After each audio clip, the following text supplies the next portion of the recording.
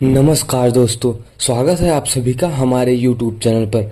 आज हम आपको एक ऐसे वीर योद्धा की कहानी सुनाने जा रहे हैं जो न केवल भगवान श्री राम के परम भक्त थे, बल्कि जिनकी युद्ध कला और शक्ति के सामने बड़े बड़े राक्षस भी घुटने टेक देते थे। हम बात कर रहे हैं जामवंत की। जी हाँ, वही जामवंत जिन्होंने रावण जैसे महाबली राक्षस को अपनी एक ही गदा से, एक ही प्रहार से धराशायी कर दिया था। इस अद्भुत प्रसंग को जानने के लिए वीडियो में अंत तक जरूर बने रहे, और अगर वीडियो इंटरेस्टिंग लगे तो वीडियो को लाइक और चैनल को सब्सक्राइब तो जरूर कर देना। तो चलिए फिर शुरू करते हैं वो समय के बारे में जब रावण और जामवंत जी का युद्ध हुआ था, और जब जामवंत जी ने रावण को एक ही गदा मारा और रावण मूर्छित हो गया। तो चलिए फिर शुरू करते हैं। सबसे पहले हम जामवंत के बारे में जानते हैं कि आखिर जामवंत जी है कौन। जामवंत को ऋक्षराज यानी भालुओं का राजा भी कहा जाता है। वे ब्रह्मा जी के आशीर्वाद से अजर और अमर थे, और उन्हें रामायण के समय से लेकर महाभारत तक कई महत्वपूर्ण युद्धों का साक्षी माना जाता है।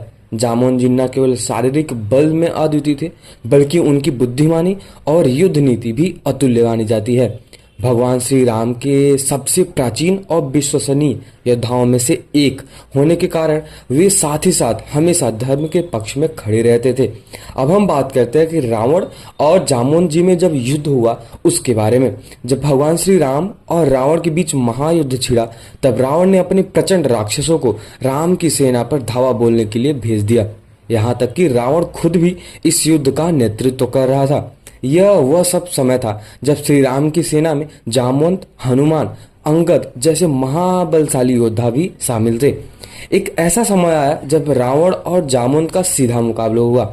ऐसा कहा जाता है कि उस टाइम रावण खुद आया था श्री राम से लड़ने के लिए, लेकिन ऐसा हुआ कि जब श्री राम को उसने घायल किया थोड़ा सा, तब वहां पे जामवंत जी को क्रोध आया रावण के ऊपर, और एक ही गदा लगाया और रावण जाके मूर्छित हो गया, मतलब गिर गया। और उसकी जो कह सकते जो घोड़ा चला रहा था वो बहुत ही ज्यादा दूर लेके चला गया, मतलब उसके राज्य के नजदीक जो लंका का मेन गेट है उससे कई ज्यादा दूर लेके चला गया। अब जैसा कि मैं आपको बताना चाहूंगा कि जब वो बहुत ज्यादा दूर लेके चला गया, तब वहां पे रावण को क्रोध आया कि ऐसा क्यों किया। तब वहां पे जो सारथी था, मतलब जो घोड़ा चला रहा था, उसने ऐसा बोला कि आप मेरे मालिक हो, कह सकते हैं आप लंका के राजा हो, तो राजा को कभी भी कष्ट में नहीं देख सकता। इसलिए जब जामवंत ने आपको एक गदा लगाया तो आप मूर्छित हो गए थे। तो मेरा धर्म और मेरा कर्तव्य तो यही कहता है कि राजा की हमेशा सेवा करना, चाहे वो जीवित रहे या फिर मूर्छित हो जाए या फिर वो मर ही क्यों न जाए। जब तक मैं आपकी सेवा कर सकता हूं तब तक मैं आपकी सेवा करूंगा ही। तो ऐसा कहा जाता है कि जब जामवंत और रावण में महामुकाबला हुआ, दोनों ही योद्धा अपनी अपनी शक्ति और युद्ध कौशल पर गर्व करते थे। रावण ने जामवंत को कई घातक वारों ने घेरने की कोशिश की, लेकिन जामवंत जी हर वार को सफलतापूर्वक रोकते गए। रावण का गर्व अब अटूट टूटने लगा, क्योंकि वह जामवंत की ताकत और युद्ध कुशलता के आगे कमजोर पड़ने लगा था। अब हम बात करते हैं वही महाप्रहार के बारे में। एक बार वापस से अच्छे से मैं आपको बताना चाहूंगा कि आखिर वो हुआ कैसे था। जामवंत ने जैसे ही देखा कि रावण कमजोर हो रहा है, उन्होंने अपनी गदा को उठाया और एक भीषण वार रावण पर किया। यह प्रहार इतना ज्यादा घातक और तेज था कि रावण सीधा धरती पे आ गिरा, और धरती पे साथ ही साथ वो पहले अपने जो रथ है, युद्ध में जो रथ लेके आते थे उस पे जा गिरा, और कई मतलब कुछ टाइम तक के लिए, कुछ समय के लिए वो बेहोश भी हो गया। श्री राम की सेना में खुशी की लहर दौड़ गई, ऐसा कहा जाता है, और वहां पे रावण की सेना स्तब्ध भी रह गई। यह क्षुब्ध युद्ध का एक निर्णायक मोड़ साबित हुआ, जिसने रावण को जामवंत की अतुलनीय शक्ति का एहसास करा दिया। अब हम जामवंत जी के ऐसे युद्ध कला और उनकी शक्तियों के बारे में बात करेंगे, जो भगवान श्री कृष्ण को भी हराया था उसके बारे में, और जो रावण को कैसे एक ही गदा में गिरा दिया उसके बारे में भी समझते हैं। तो उसके लिए उनकी जो शक्तियां हैं उनके बारे में जानते हैं। तो सबसे पहले हम जानते हैं कि अमर का वरदान।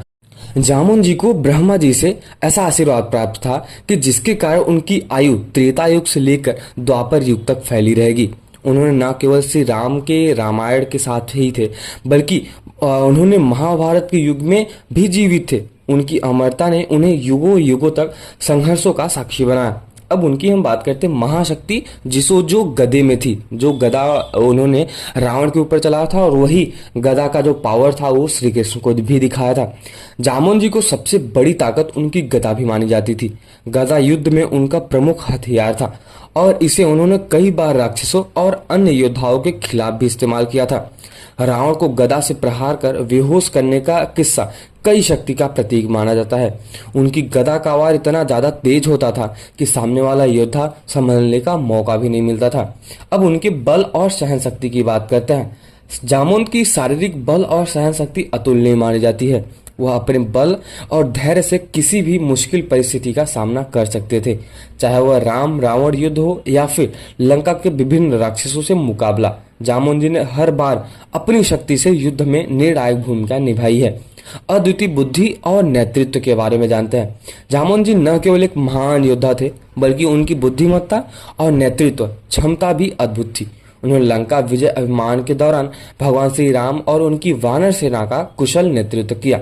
उन्होंने हनुमान को अपनी छिपी शक्तियों का एहसास भी कराया, क्योंकि जो जामवंत जी थे वो बहुत ही बुजुर्ग हो चुके थे, बहुत ही वृद्ध हो चुके थे। उनको हर एक चीज पता था। मतलब यहाँ तक कि जब कहा जाता है कि जब हनुमान जी पैदा हुए थे उस टाइम से लेकर जब अंगद जी पैदा हुए थे सब कुछ उनको पता था, क्योंकि उनको ऐसी शक्तियां थी, उनके पास ऐसा वरदान था कि आप अमर ही रहोगे। मतलब जामवंत जी हमेशा अमर ही रहेंगे। तब जामवंत जी हनुमान जी को ऐसा एहसास कराते हैं कि आपके अंदर बहुत सारी ऐसी शक्तियां हैं जो आपको खुद भी नहीं पता। आप अष्ट सिद्धि नवनीत के दाता हो। मतलब जितनी भी शक्तियां होती, जितनी भी सिद्धियां होती, आप उनके दाता हो। तो वहां पे जामवंत जी बताते हैं हनुमान जी को, आप सच में आप बहुत ही ज्यादा शक्तिशाली हो, आप इसका उपयोग करो। हनुमान जी को ऐसा बोलते हैं कि आप अपने बल का सही उपयोग करो। सही मतलब कि आप अपने बल का उपयोग करो, जो अभी हम लोग नहीं कर पा रहे। तब वहां पे हनुमान जी जाते हैं माता सीता की खोज करने के लिए। तो अभी इसी हम प्रसंग में आगे बढ़ते हैं और मैं आपको बताना चाहूंगा कि द्वापर युग में जब जामवंत जी ने श्री कृष्ण के साथ युद्ध किया था। जामवंत जी केवल त्रेता युग तक ही सीमित नहीं थे, बल्कि द्वापर युग में उनकी भूमिका महत्वपूर्ण थी। श्री कृष्ण के साथ उनका युद्ध एक महत्वपूर्ण घटना है। यह तब हुआ जब श्री कृष्ण ने सम्यक मणि को प्राप्त करने के लिए जामवंत की गुफा में प्रवेश किए थे। सम्यक मणि के बारे में यह माना जाता है कि उसके पास अपार धन और समृद्धि प्रदान करने की शक्तियां थी। जब श्री कृष्ण उस मणि को लेने पहुंचे तब जामवंत जी ने एक शत्रु समझकर चुनौती दे दी।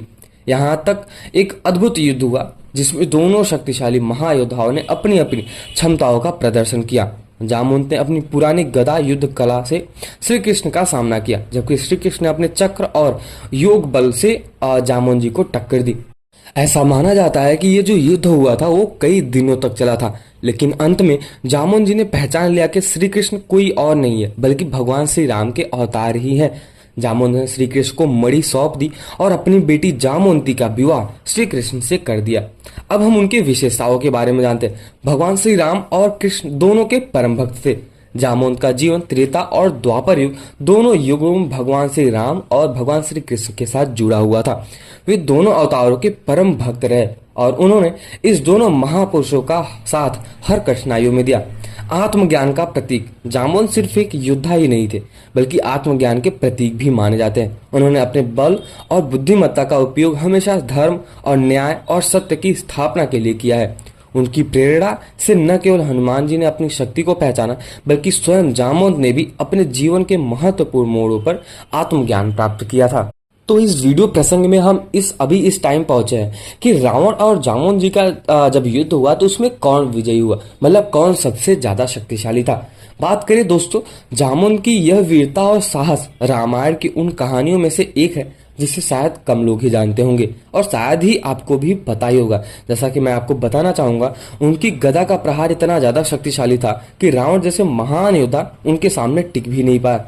इस कथा से हमें सीखने को मिलता है कि सही समय पर सही निर्णय और बल का उपयोग कैसे और किस योद्धा महायोद्धा को पराजित कर सकता है।